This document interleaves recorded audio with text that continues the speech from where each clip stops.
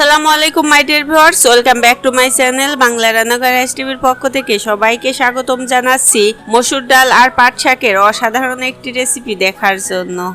মসুর ডাল দিয়ে কিভাবে পাট শাক রান্না করা যায় আজকের পর্বে আমি সেটা আপনাদের সাথে শেয়ার করব। আশা করছি প্রতিবারের মতো আমার আজকের এই রেসিপিটিও আপনাদের অনেক বেশি ভালো লাগবে। পাট শাকের ডাল রান্না করার জন্য আমি এখানে কিছু পাট শাক কুচি করে কেটে নিয়েছি, সাথে নিয়েছি হাফ কাপ মসুর ডাল।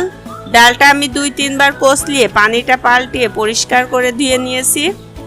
আরও নিয়েছি 12-13টা কাঁচামরিচ ফালি, কিছু রসুন কুচি আর 2-3টা পেঁয়াজ কুচি। চলুন তাহলে রান্নাটি শুরু করা যাক।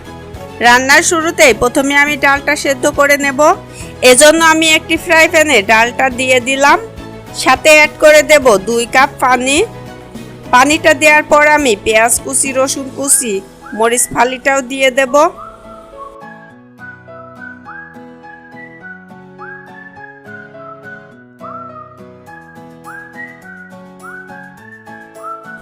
তারপরে ঢাকনা দিয়ে ঢেকে ডালটা আমি পুরোপুরিভাবে সেদ্ধ করে নেব।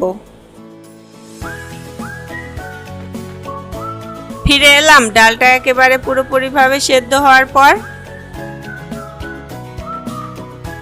সেদ্ধ হওয়া ডালের মধ্যে এখন আমি 1 কাপ পানি দিয়ে দিচ্ছি। তারপরে 1 চামচ হলুদ গুঁড়া আর 1 চামচ লবণ দিয়ে একটু বলক তুলে নেব। সেদ্ধ হওয়া ডালের মধ্যে বলক উঠে আসলে এখন আমি এই পাট শাকগুলো দিয়ে দিচ্ছি।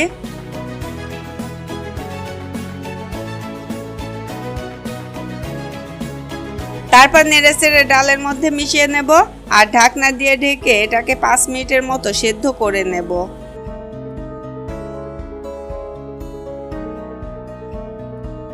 লো আছে 5 মিনিটের মতো ঢাকনা দিয়ে ঢেকে শাকটা আমি সেদ্ধ করে নিলাম।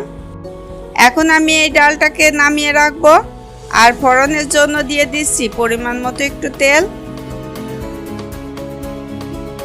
সাথে 2-3টা পেঁয়াজ কুচি, 1টা রসুন কুচি আর 6-7টা শুকনো মরিচ দিয়ে একটু ভেজে নেব।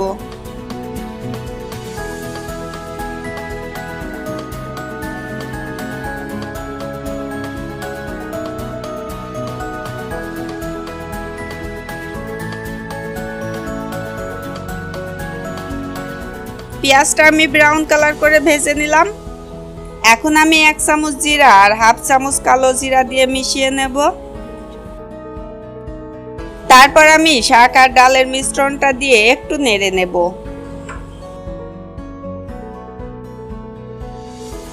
দেখলে তো বন্ধুরা কত সহজেই এই রান্নাটি করা যায়। রান্নাটি আমার একদমই কমপ্লিট। এখন আমি এটাকে চুলা থেকে নামিয়ে নেব।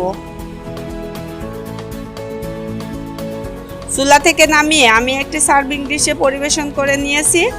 ভীষণই মজার এই রেসিপিটি একবারের জন্য হলেও বাসায় ট্রাই করে দেখতে পারেন। আশা করি আপনাদের অনেক বেশি ভালো লাগবে। আর আমার রেসিপিটি যদি আপনাদের কাছে ভালো লেগে থাকে অবশ্যই লাইক, কমেন্ট, শেয়ার করবেন। আর বেশি ভালো লেগে থাকলে চ্যানেলটি সাবস্ক্রাইব করে বন্ধুদের চ্যানেলটি পাশেই থাকবেন। ধৈর্য সহকারে ভিডিওটি দেখার জন্য সবাইকে অসংখ্য ধন্যবাদ জানিয়ে আজকের মতো এখানেই বিদায় নিচ্ছি। আল্লাহ হাফেজ।